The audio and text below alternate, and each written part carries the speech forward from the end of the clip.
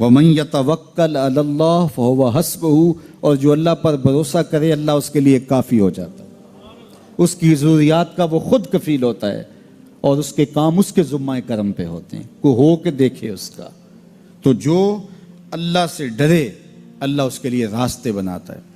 حضرت عوف بن مالک رضی اللہ تعالی عنہ الاشجعی حضور کی خدمت میں حاضر ہوئے اور عرض گزار ہوئے کہ میرا بیٹا سالم مشرکین کی قید میں ہے اور میں فاقوں کی حالت میں ہوں، تو فرمایا آل محمد کے پاس ایک سیر جو ہیں، بس اس کے علاوہ ہمارے پاس بھی کھانے کے لیے دنیاوی اسباب نہیں ہیں۔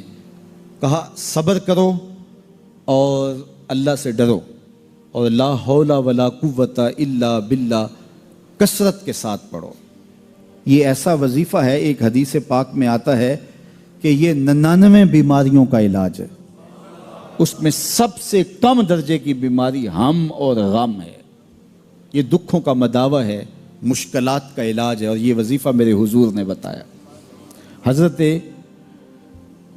ابو ذر غفاری رضی اللہ تعالیٰ عنہ کو حضور نے 5 چیزیں بتائی تھیں، ان میں سے 5ویں چیز یہ تھی کہ ابو ذر کثرت کے ساتھ لا حول ولا قوت الا باللہ پڑھا کرو۔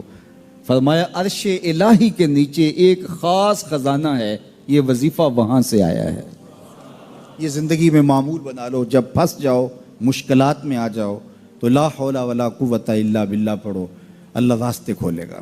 تو حضور نے 3 چیزیں فرمائی، اللہ سے ڈرو، صبر کرو، اور کثرت کے ساتھ لا حول ولا قوت الا باللہ پڑھو۔ وہ فرماتے ہیں کہ میں یہ عمل شروع کیا، ابھی گھر میں بیٹھا ہی تھا کہ دروازے پہ دستک ہوئی، تو میں اٹھا کہ دروازہ کھولوں دیکھوں کہ کون ہے، تو دروازہ کھولا، دیکھا میرا بیٹا کھڑا ہے اور اس کے پیچھے 100 اونٹ کھڑے ہیں۔ تو میں نے کہا کہ تم اور یہ اونٹ؟ کہا مجھے موقع لگ گیا، میں ان کی قید سے بھاگ آیا اور آتے آتے ان کے 100 اونٹ بھی ہانک لایا ہوں۔ وَيَرْزُقْهُ مِنْ حَيْثُ لَا يَحْتَسِبُ، وہ تمہیں وہاں سے رزق دے گا جہاں سے تمہیں گمان بھی نہیں، اس کے ہو کے تو دیکھو۔ اللہ اکبر، اللہ کے ہو جاؤ تو پھر وہ تمہاری ضرورتوں کا کفیل ہو جائے گا۔ فرمایا حضرت عبداللہ ابن مسعود رضی اللہ تعالیٰ عنہ نے کہ کسی شخص کو فقر و فاقہ آ جائے تو وہ لوگوں کو بتائے کہ میں آج کل بڑے مشکل حالات میں ہوں، ہر وقت لوگوں کو بتاتا رہے تو اس کی مشکل بڑھے گی، اس کی مشکلیں آسان نہیں ہوں گی اس طرح۔ اور اگر وہ اپنی اس مشکل کو کسی سے شیئر نہ کرے بلکہ مصلی بچھا کے اپنے رب سے کہے کہ مالک فقر و فاقہ آ گیا ہے اور اس کا علاج تیرے پاس ہے، اس مرض کا مداوع تیرے پاس ہے۔ حضرت عبداللہ ابن مسعود فرماتے ہیں کہ رسول کریم نے فرمایا جلد یا بدیر اللہ اس کو مالا مال فرماتا ہے۔ یہ بھی کبھی کر کے دیکھو، مشکل آ جائے، فاقہ آ جائے، مصیبت آ جائے، کسی سے نہ کہو، صرف اپنے رب سے کہو، پھر دیکھنا اس کی کرم نوازیوں کا می کیسے برستا۔ فرمایا اللہ پر بھروسہ کرنے کا جو حق ہے اگر وہ تم ادا کر دو، وہ تمہیں ایسے رزق عطا کرے جیسے پرندوں کو عطا کرتا۔ ہم تو دکان پہ جانا ہوتا ہے، فیکٹری میں جانا ہوتا ہے، ہم اپنے کاروبار پہ جانا ہوتا ہے، نوکری پہ جانا ہوتا ہے، مزدوری پہ جانا ہوتا ہے، ہمیں پتہ ہے کہاں آج صبح جانا ہے، لیکن پرندوں کو کوئی پتہ نہیں ہوتا کہاں جانا ہے، راس المال بھی نہیں ہوتا، لیکن صبح نکلتے ہیں، شام کو کبھی بھی خالی پیٹ نہیں آئے۔ بن توکل پنچھی اڑ دے، خرچ نہ پلے زیرا ہو۔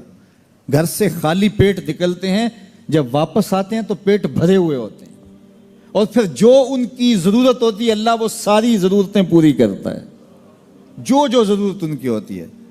یہ شیر کتنا گوشت کھاتا ہے اللہ روز اسے دیتا ہے، یہ ہنس روزانہ سچے موتی کھاتے ہیں، اور آپ مارکیٹ میں لینے جائیں لاکھوں روپے لگا کے تولے ماشے کے حساب سے آپ خریدتے ہیں، پھر بھی آپ کو یقین نہیں ہوتا کہ یہ سچے ہیں یا 2 نمبر ہیں۔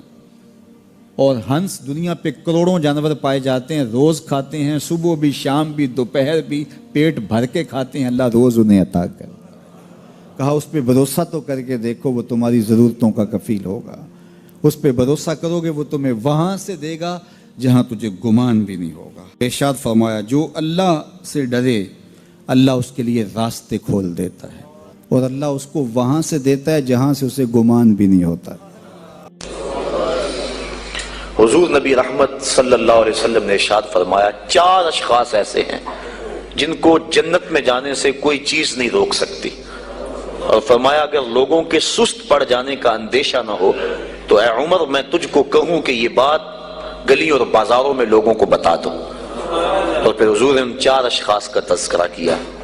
ایک وہ شخص جو والدین کے ساتھ حسن سلوک کرتا ہے، دوسرا وہ شخص جس کی اولاد زیادہ ہے ذرائع آمدنی تھوڑے ہیں لیکن وہ اپنی اولاد کے پیٹ میں لقمہ حرام نہیں جانے دیتا۔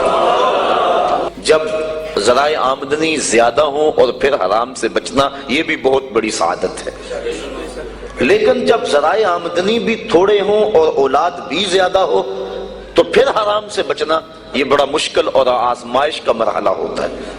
تو جو اس موقع میں رزق حرام سے بچا، قیامت کے دن حضور کے فرمان کے مطابق جنت میں جانے سے اسے کوئی شے نہیں روک سکتی۔ اور ہم صحابہ کی زندگیاں دیکھتے ہیں، فجر کی نماز ہوتی ہے، ایک صحابی جلدی سے اٹھ کے چلے جاتے ہیں۔ ایک دن آقا کریم نے پوچھا کہ ابو درداء کیا بات ہے؟ تو حضرت ابو درداء نے عرض کی حضور آپ جانتے ہیں آج کل مدینے میں کھجوریں پکنے کا موسم ہے اور سحری کے وقت ٹھنڈی ہوائیں مدینے کی سرزمین کو سلام کرنے بھی آتی۔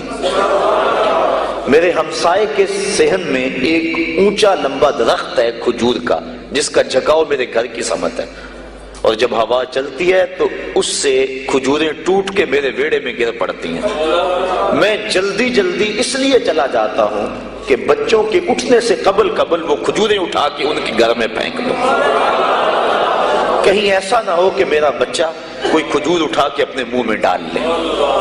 یہ صحابہ کا مزاج۔ اور ہماری سڑک سے گنے کی ٹرالی گزر کر تو دیکھیں، ہم بچے کو شاباش دیتے ہیں کہ بڑا دلیر نکلا ہے۔ جس کو آج آپ حوصلہ افزائی کر رہے ہیں کل بڑا ہو کے ڈاکو بنے گا، کل بڑا ہو کے راہزن اور لٹیرا بنے گا۔ اولاد کی تربیت کے باب میں یہ بات ہے کہ اگر وہ گناہ کا ارتکاب بچپن میں بھی کرتے ہیں تو ان کی وہاں حوصلہ شکنی کی جائے تاکہ ان کے دل میں گناہ سے نفرت پیدا ہو جائے۔ تو حضرت ابو درداء نے عرض کی حضور میں اس لیے جلدی چلا جاتا ہوں کہ ہمسائے کے گھر سے جو کھجور کا درخت ہماری سمت جھکا ہوا ہے اس کی کھجوریں جو گرتی ہیں میں ان کو اٹھا کے ان کے صحن میں پھینک دوں تاکہ کہ میرا بچہ وہ کھجور اپنے اندر نہ لے لے۔ اور آپ جانتے ہیں کہ حضرت امام حسین رضی اللہ تعالیٰ عنہ مسجد نبوی میں آئے، صدقے کی کھجوروں کا ڈھیر لگا ہوا تھا، بچے تھے، ایک کھجور اٹھا کے انہوں نے اپنے منہ میں ڈال لی۔